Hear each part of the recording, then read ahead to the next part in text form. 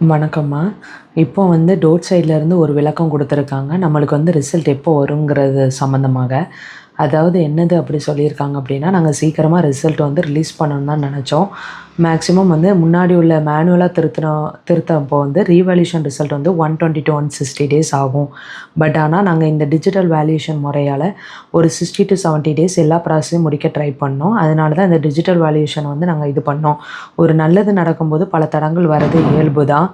அதையும் கடந்து வந்து நாங்க இது பண்ணுவோம் அப்படின்னு சொல்லியிருக்காங்க. கோர்ட் என்ன ஆர்டர் குடுக்காங்களோ, அதுபடி தான் நாங்க வந்து ரிசல்ட்ட வந்து நாங்க அடுத்து வந்து அந்த இன்ஸ்ட்ரக்ஷன் படி தான் ரிசல்ட் வந்து பப்ளிஷ் ஆகும். ஸோ எல்லாரும் வந்து வெயிட் பண்ணுங்க. நல்ல நேரத்துக்காக கொஞ்சம் காத்திருக்கணும்னு சொல்லி டோர்ட்லேருந்து ஒரு தெளிவான மெசேஜ வந்து குடுத்துருக்காங்க.